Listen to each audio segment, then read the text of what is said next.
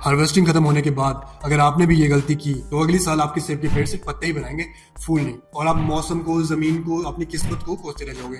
और बुरा हाल ये है कि हिमाचल के 90% ग्रोवर्स ये गलतियां कर रहे हैं। इस वीडियो में पोस्ट हार्वेस्ट न्यूट्रिशन मैनेजमेंट का proper step by step plan बना के दे रहा हूँ एज पर माई रिसर्च, जिसमें इंक्लूडेड है हाई डेंसिटी और traditional orchards. Fruit bearing trees के लिए अलग प्लान है और जो पेड़ फ्रूट्स नहीं दे रहे उनके लिए अलग प्लान। कितनी एग्जैक्ट डोज डालनी है, कौन सा कंपाउंड डालना है, किस टेक्निक के साथ डालना है, और सबसे इंपॉर्टेंट बात, ये पूरा प्लान आपको मिलेगा साइंटिफिक वे में, पर अप्लाई करना ना करना आपके ऊपर है। तो ये प्लान मैंने 3 स्टेजेस में डिवाइड किया है। स्टेज 1 है पोस्ट हार्वेस्ट में। मैं किसी स्पेसिफिक मंथ का नाम नहीं ले रहा क्योंकि अलग अलग एलिवेशंस के हिसाब से अलग अलग मंथ्स में हार्वेस्टिंग होती है। और स्टेज 2 का मतलब है प्री डोरमेंसी स्टेज, पेड़ पूरी तरह से डोरमेंट स्टेज पे जाने से पहले वाली स्टेज। 3rd स्टेज है पूरा विंटर वाला टाइम। तो चलो शुरू करते हैं।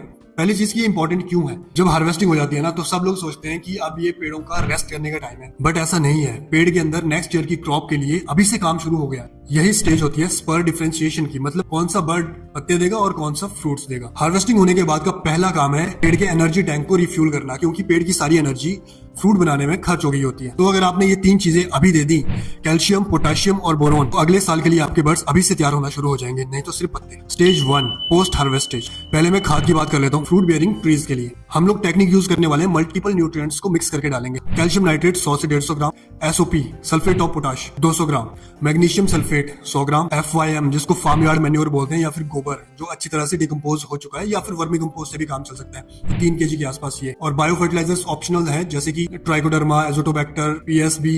अगर डालना चाहो तो 200 ग्राम इनको भी डाल सकते हो। और पेड़ की एज और फ्रूट बियरिंग कैपेबिलिटीज के बेसिस पे डोज ऊपर नीचे हो सकती है। ब्रांड्स के पीछे पागल ना हो। उसके अंदर कौन सा कंपाउंड है ये इंपॉर्टेंट है। आप जो भी अवेलेबल हो आपके पास उसके बारे में अवेयर होने की कोशिश करो। अब आ जाते हैं फॉलियर एप्लीकेशन की, मतलब स्प्रे। हार्वेस्टिंग के 2 महीने तक आपने हर 15 दिन में एक बार ये स्प्रे करनी है। और इसमें रहेगा कैल्शियम नाइट्रेट 3 ग्राम, बोरोन 1 ग्राम पर litre, SOP again but foliar वाला 3 ग्राम पर लीटर, जिंक 1 ग्राम पर लीटर, अमीनो एसिड्स 2 ml पर लीटर। इसके साथ स्टिकर्स का यूज करना बेनिफिशियल होगा, क्योंकि most of the time 30% spray ऐसी वेस्ट हो जाती है, या तो टकरा के गिर जाती है या तो फिर पेड़ एब्जॉर्ब ही नहीं कर पाता, वो टपक जाती है।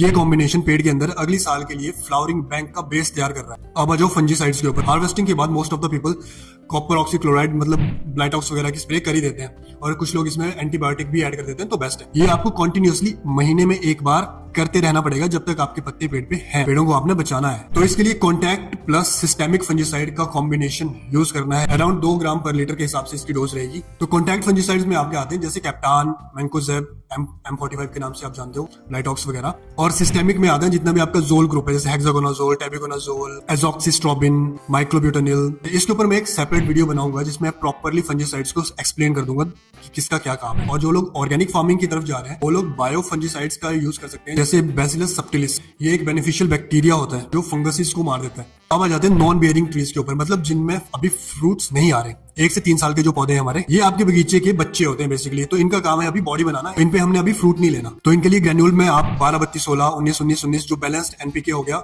उसकी एप्लीकेशन करोगे 100 से 150 ग्राम पर ट्री के हिसाब से, डिपेंडिंग अपॉन द एज। 1 साल का, 2 साल का, 3 साल का। गोबर FYM या फिर वर्मी कंपोस्ट 2 से 3 किलो। और माइक्रोबियल मिक्स जो मैं पहले करा था, ट्राइकोडर्मा, माइकोराइजा या एजोटोबैक्टर वगैरह, तो 200 ग्राम पर ट्री के हिसाब से ये। अब इन्हीं में फॉलियर स्प्रे आपने क्या करनी है, इसमें आपको महीने में एक बार भी करोगे तो काफी है, 2 बार करोगे तो बेटर है। इसमें माइक्रो न्यूट्रिएंट्स का मिक्स जो ब्लॉक में भी मिलता है, हिम्प्लेक्स या फिर एग्रोमिन मिल जाती है, जो भी सस्ता सुंदर टिकाऊ आपको मिल जाए, 2 से 3 ग्राम पर लीटर के हिसाब से। अमीनो एसिड 2 ml पर लीटर के हिसाब से, ह्यूमिक एसिड 2 ml पर लीटर के हिसाब से। इन प्लांट्स की फ्यूचर फ्रूटिंग साइट्स अभी से तैयार हो रही हैं, तो इसको अभी से डेवलप करना और अभी से स्ट्रॉन्ग स्केलेटन तैयार करना बहुत important. Stage number 2 dormancy preparation, मतलब डोरमेंसी से पहले वाला टाइम। इस टाइम पे सेब का पेड़ धीरे धीरे स्लीप मोड में जा रहा होता है, तो बेस्ट ये है कि इसको स्ट्रॉन्ग बना के ही सुलाया जाए। और इसके लिए इस टाइम पे ग्रेन्युलर फॉर्म में एसओपी 100 से 150 ग्राम पर ट्री और कंपोस्ट या ऑर्गेनिक फर्टिलाइजर्स वगैरह, बायोजेम वगैरह यूज करते हैं लोग। मैं बार बार एसओपी का नाम इसलिए ले रहा हूँ क्योंकि पोटेशियम का सही अमाउंट में होना कार्बोहाइड्रेट्स की मूवमेंट लीव्स से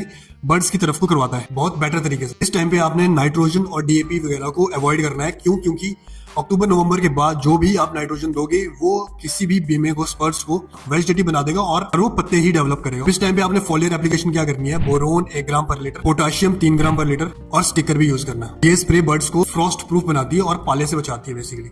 अब जाओ स्टेज 3 पे, मतलब विंटर्स का टाइम आ गया। विंटर में पेड़ तो सो गया है बट ग्रोवर्स का काम हमेशा ही ऑन है। इस टाइम पे सॉइल को इंप्रूव करना होता है। अगर आपकी एसिडिक सॉइल है तो गार्डन लाइम जैसे चूना वगैरह की एप्लीकेशन करते हैं।